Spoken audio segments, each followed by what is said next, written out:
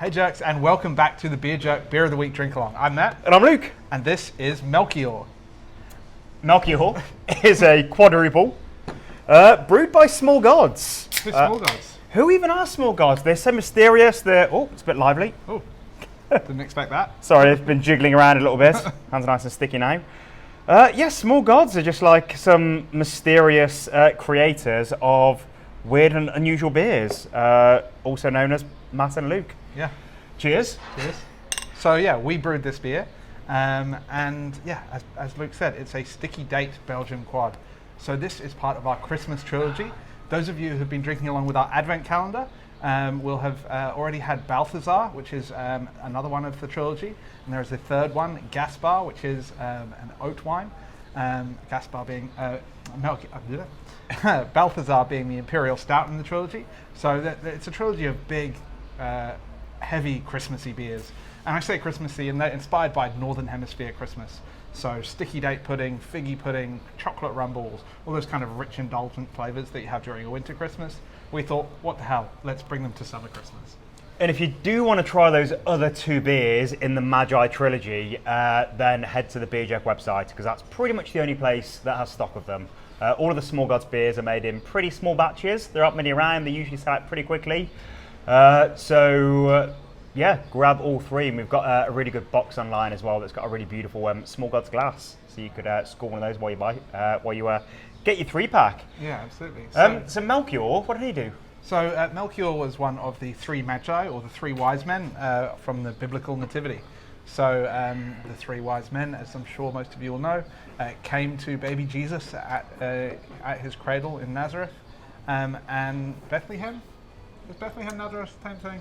Jesus of Nazareth, yeah, I think it's the same thing. I feel like that's something we should know, but we don't, so we'll carry on. So Melchior, Gaspar, and Balthazar came bearing gifts of gold, frankincense, and myrrh, and they laid them at Jesus' feet.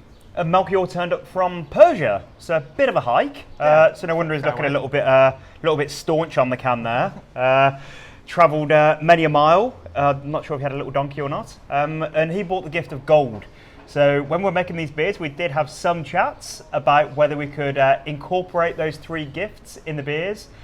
And we went through lots of circles and lots of tangential, trying to tack things on. But yeah, as incense and myrrh are apparently pretty disgusting flavours. I watched We did toy with the idea of a glitter quad. I watched a Heston Blumenthal show. He tried to do the same thing with the Christmas dishes inspired by those three flavours, and they were pretty gross, the frankincense and obviously gold. You can get edible gold, but no, we just decided to make a Christmas themed beer and sticky date pudding. Yeah, so Belgian quads are a traditional Belgian style that come from the family of doubles and triples, and obviously quads at the top end there. And they're big, kind of heavy malt-driven styles with a lot of yeast character to them. And those beers are often brewed with adjunct sugars. So in Belgium, they often use what's called candy sugar. So that is like you make caramel on a stove with sugar and water, and you cook it down. You do that and you make candy sugar. And the longer you cook it, the more color and richness, those Maillard reactions, which give you those kind of rich, dark caramel flavors and kind of almost a burnt note.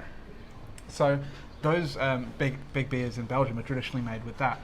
But we decided to put our own twist on it by foregoing the candy sugar that they traditionally use in Belgium and using date syrup. So that is a condensed kind of puree made from dates to replace that sugar, to add that layer of dark fruit richness that plays into the dark fruit character from the malt base and from the yeast character. So it's a really nice kind of soft dark fruit, it's got notes of chewy caramel, dark toffee, almost that kind of that caramel that's been taken right to the edge, like almost burnt, but kind of just stopping just before you get to that point. And that flavour is supported by some spice from the yeast that we used in there. We used 100% Belgian malts and Belgian yeast and a house-made blend of Belgian yeast. So we picked a few different yeast strains to kind of work together to produce this beer. And then obviously goes up to 9.6%.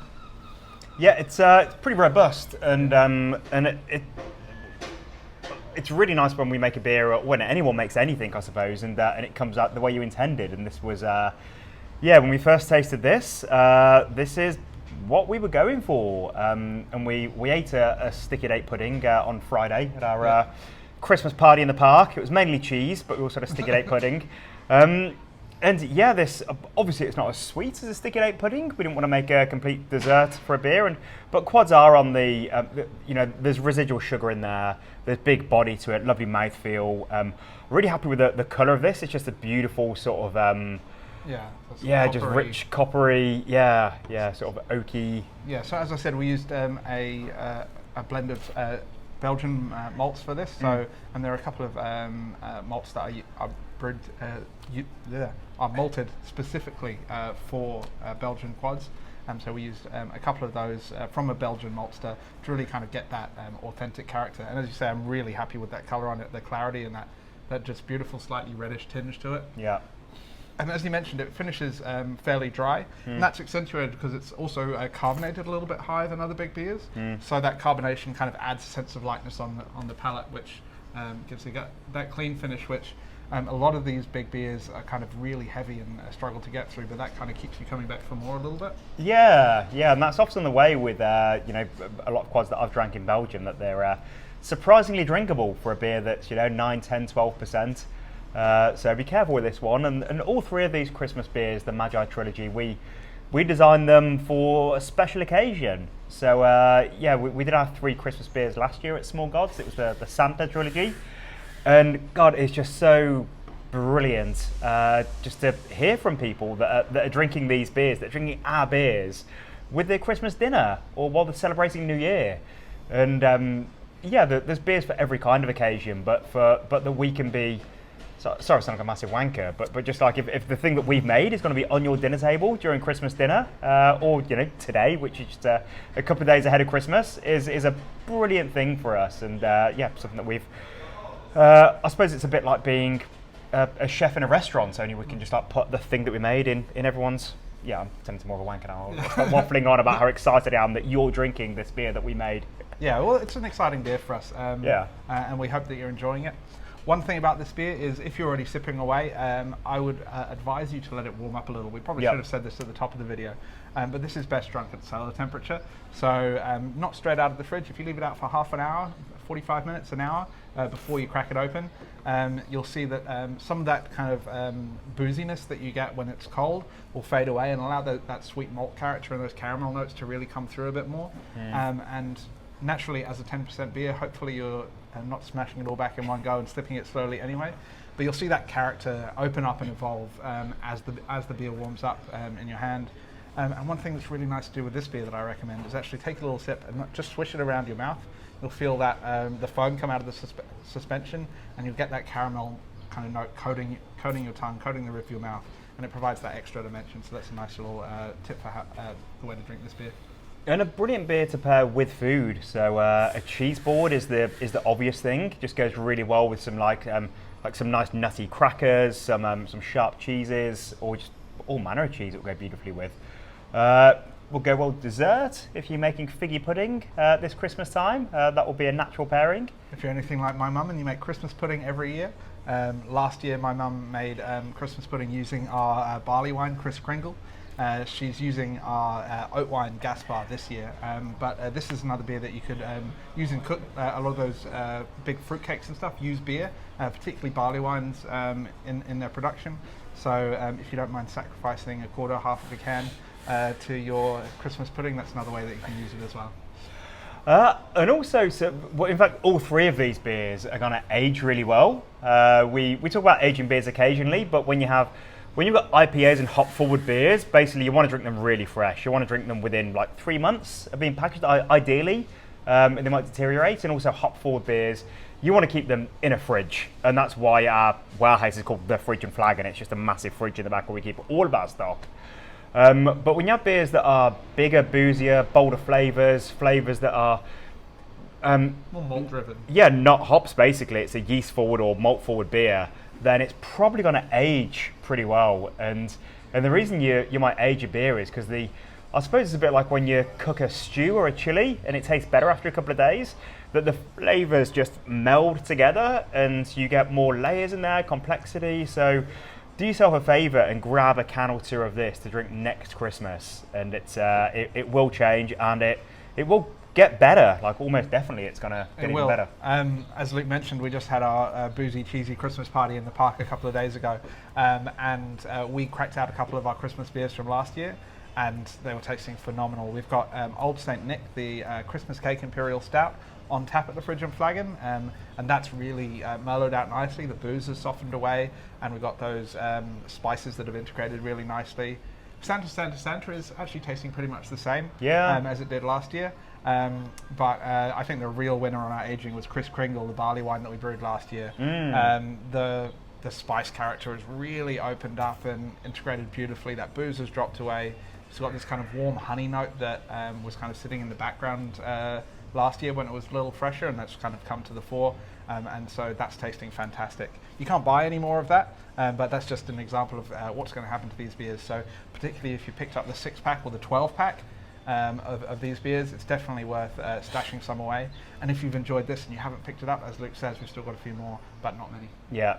I mean, it sounds like a sales pitch, but it's actually just like, we love you so much and we don't want you to miss out. We don't want you to be watching this video next year when we're drinking the next 3 Small Gods Christmas beers and be talking about how great this beer is tasting after we've kept it in our cupboard for a year. Yeah. So yeah, do yourself a solid and grab a few of those for the cupboard. Yeah, absolutely. Well, Merry Christmas, everyone. Thanks for joining us. Thanks for being part of another round of great beers at Beer Jerk this year.